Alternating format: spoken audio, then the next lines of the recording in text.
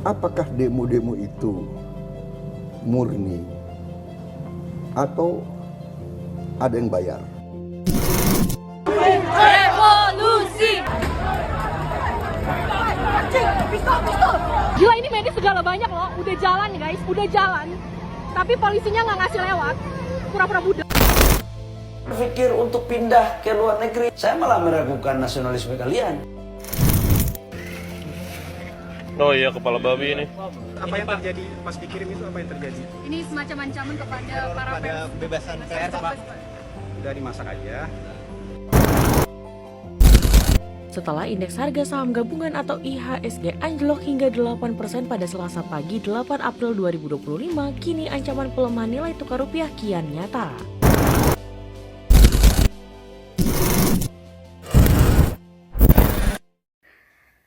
Cuplikan video yang sebelumnya saudara lihat merupakan kondisi terkini dari politik dan juga ekonomi yang ada di Indonesia.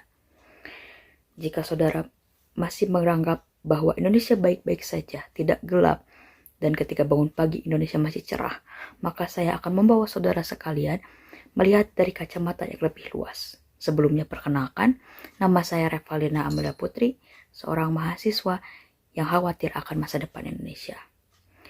Podcast ini berisikan opini pribadi saya, dan di sini saya tidak bermaksud untuk menyinggung pihak manapun. Baiklah, langsung saja kita menuju pembahasan. Mungkin sebagian dari kita, terlebih generasi muda, sudah mengetahui bagaimana kondisi politik dan juga ekonomi yang ada di Indonesia. Yang saat ini, menurut saya pribadi sedang kacau atau carut-marut. Mengapa demikian?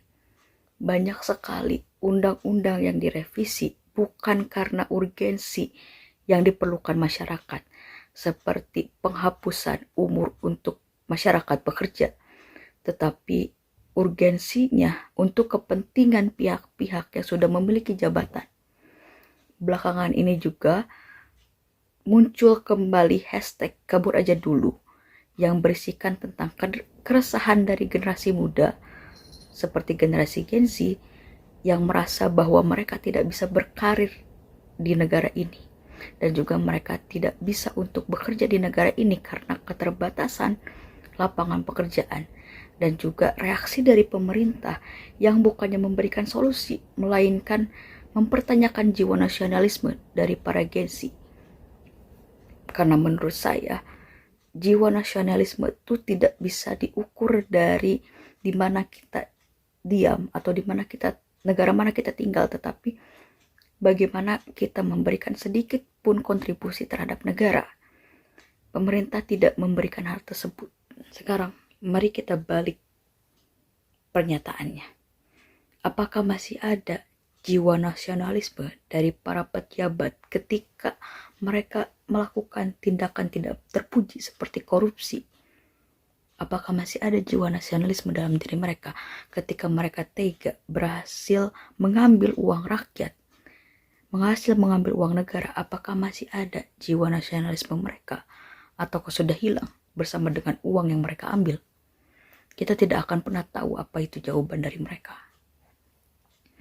Belakangan ini juga banyak sekali demo yang dilakukan oleh mahasiswa, masyarakat sipil dari berbagai macam kalangan yang menuntut tidak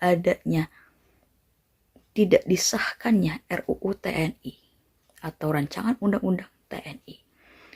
Masyarakat dan juga mahasiswa mengkhawatirkan ketika TNI bisa masuk ke dalam sipil akan lahir kembali dui fungsi ABRI yang nantinya membuat TNI menjadi badan yang memiliki banyak sekali kekuasaan. Di dalam demo tersebut banyak sekali rekan mahasiswa yang dipukul, yang diseret, dan bahkan ada yang diamankan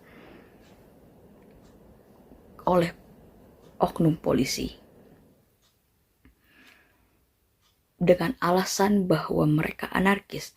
Tetapi jika kita lihat tentang demo atau unjuk rasa, kita lihat saja contoh kasus Kamisan yang dilakukan dari tahun 98 sampai dengan saat ini dengan demo tenang, demo yang damai, apakah ada reaksi dari pemerintah untuk membantu korban tragedi 98 untuk mendapatkan keadilan? Sekarang kita akan berbicara tentang kebebasan berbicara. Ketika suatu saat, semoga tidak terjadi,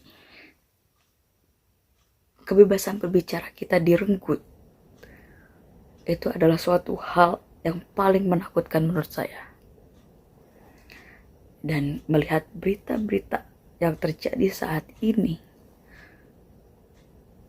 pers besar sekelas Tempo mendapat teror pengiriman bangkai hewan, dan yang paling parah menurut saya itu bangkai kepala hewan, membuat saya berpikir bahwa sekelas Tempo, sekelas pers Tempo bisa dikirimi hal sedemikian rupa, apalagi saya, masyarakat sipil yang kebebasan berbicaranya kecil, bisa direnggut dengan semudah itu. Kemudian di sini yang saya sayangkan, perwakilan dari negara menanggapi teror tersebut dengan ucapan yang menurut saya tidak etis untuk diucapkan kepada kita semua, terutama kepada korban, yang korban di sini dimaksudkan adalah pers Tempo tersebut. Dari perwakilan negara mengeluarkan ucapan dimasak saja kepala tersebut. Sangat disayangkan ketika perwakilan negara mengeluarkan statement tersebut kepada masyarakat dan juga kepada pers, terutama Tempo.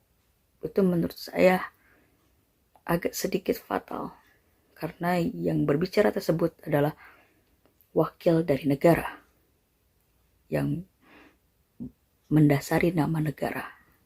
Indonesia juga memiliki tekanan dari segi ekonomi. Tengah menjadi perbincangan hangat, Bapak Prabowo Subianto mengeluarkan instruksi Presiden nomor 1 tahun 2025 tentang pemangkasan anggaran sebesar 306 triliun dari berbagai sektor. Pemangkasan anggaran ini tentunya sangat berdampak bagi sektor pendidikan. Berbanding terbalik dengan negara lain yang memprioritaskan pendidikan, Indonesia justru memprioritaskan program lainnya seperti makan siang gratis. Padahal pendidikan menjadi salah satu pondasi penting bagi suatu negara. Dengan pendidikan yang maju, negara tentunya akan ikut sejahtera karena ada generasi emas yang dihasilkan dari pendidikan yang berkualitas.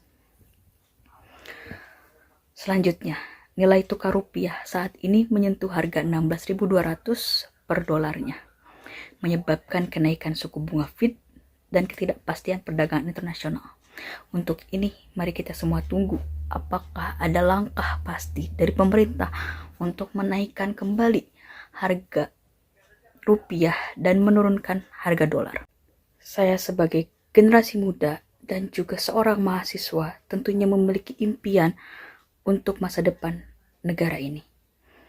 Saya berharap semua aspirasi yang dikatakan oleh rakyat saat ini bisa didengar, kemudian dilakukan perbaikan demi kebaikan negara ini juga.